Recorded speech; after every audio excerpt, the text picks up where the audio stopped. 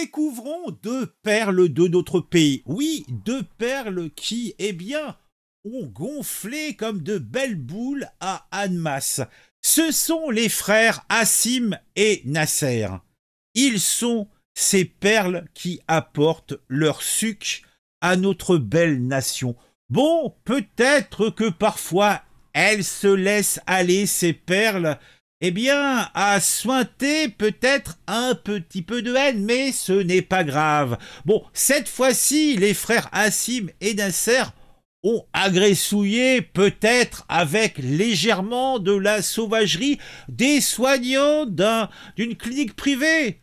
Bon, peut-être que les deux margoulins ont fait 13 victimes. Oui, mais est-ce que jeunesse ne doit pas passer?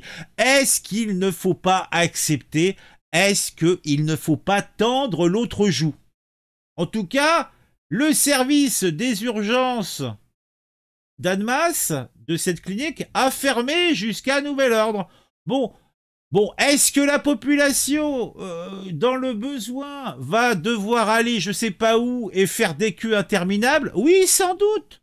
Mais est-ce que le fait d'avoir la chance d'avoir ses frères Hassim et Nasser dans notre communauté nationale n'est pas à ce prix-là? Est-ce que on ne doit pas faire ce petit effort? Moi, je pense. Je pense. Donc, on a une séquence du 20 ans de TF1 qui nous parle de Hassim, 33 ans, né aux Comores, un Comorien. Alors, qu'est-ce qu'il fait là? Pourquoi lui, il n'est pas passé par Mayotte? Ou peut-être qu'il est passé par Mayotte, va savoir. Et on a son frère Nasser, 25 ans, qui lui est né dans le 78, qui est né dans les Yvelines. Voilà, cette source de talent. Je suis sûr que là, c'est des futurs énarques. Hein. On a affaire au haut du panier. Donc, ces deux margoulins ont été dans une clinique privée de Annemasse. C'était un mercredi soir comme les autres. Et ils débarquent, l'un est là pour se faire soigner, l'autre est bien pour peut-être l'accompagner ou semer la pagaille, je sais pas trop. 12 soignants, des héros du quotidien, se sont retrouvés pris dans une tempête de coups. Des fractures ont été données, des côtes ont été fêlées, et même une cheville s'est retrouvée en vrac. Un vrai carnage, et on doit ça aux deux frères Hassim et Nasser, des talents en devenir de notre belle nation. Les urgences ont été fermées temporairement, ce qui laisse les patients en plan, et peut-être que même certaines personnes y perdront la vie, mais est-ce que tout cela n'est pas, somme toute, le prix à payer pour le plaisir et le bonheur d'avoir ces deux salopards chez nous?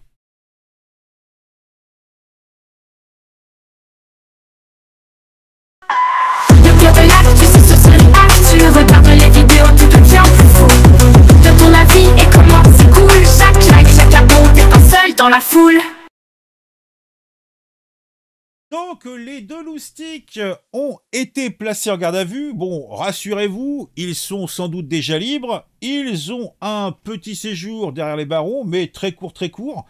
Le ministre de la Santé en personne, Yannick Neuder, s'est ému de cette histoire et a débarqué pour soutenir les troupes et prôner la tolérance zéro quand des margoulins, des usagers de la santé, agressouillent des praticiens médicaux. Et tout cela des points beaux. On a une séquence, je vous en ai parlé, donc du journal de 20h TF1 qui nous parle de cette histoire et j'ai trouvé intéressant de la regarder en votre compagnie. Alors, comment TF1, comment le service privé Bouygues interprète tout cela? Quelle est son analyse? De violence désarmante qui a eu lieu au service des urgences de l'hôpital d'Annemasse. Un patient et son accompagnant s'en sont pris à plusieurs soignants. 7 personnes ont été blessées. Le parquet a décidé de prolonger la garde à vue des auteurs, Christophe Buzine et Julien Chaise. Blessé, choqué, Alexandre revient sur les lieux de l'agression. C'est dans ce couloir, mercredi soir, peu avant minuit, que l'équipe soignante a été confrontée à un déchaînement de violence. Auparavant, un homme blessé au visage s'était présenté aux urgences accompagné de son frère. Ce dernier trouve la prise en charge médicale trop lente et force la porte de sécurité. Les deux hommes deviennent violents. J'ai des collègues qui ont reçu des coups de coude au niveau des côtes, qui ont des multiples contusions abdominales et costales. J'ai des collègues qui ont été traînés sur plusieurs mètres par les cheveux, qui ont pareil des contusions au niveau de la face. Moi-même avec ma main et les multiples contusions que je peux avoir au niveau du corps, ça a été d'une extrême violence. Pendant quelques minutes, les coups pleuvent sur le personnel soignant.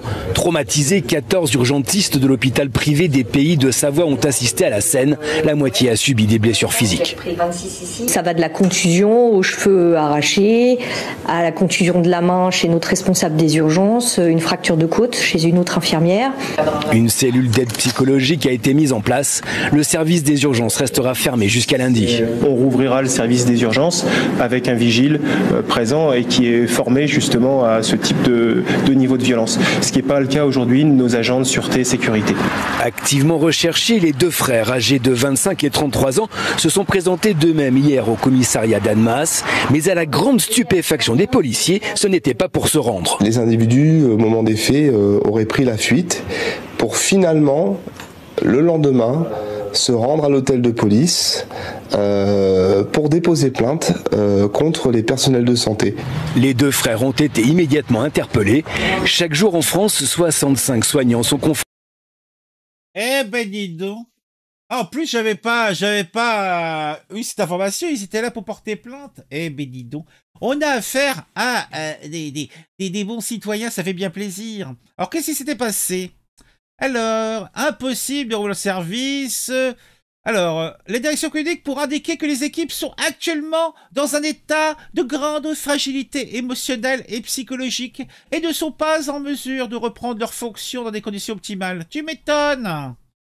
Alors, cette personne avait même été victime de fractures et d'hématomes. Des séances de soutien psychologique avec la psychologue de l'établissement ont d'ores et déjà été organisées dès le premier heure suivant l'incident.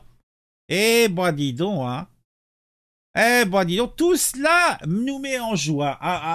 Ils ont porté plainte. Oui, miaou, ils ont porté plainte. Mais ça fait bien plaisir. Dites-moi en commentaire ce que vous pensez de tout ça. Quel traitement faudrait-il appliquer à ces deux chances, à ces deux, eh bien, c'est brave gars. Voilà, c'est brave gars.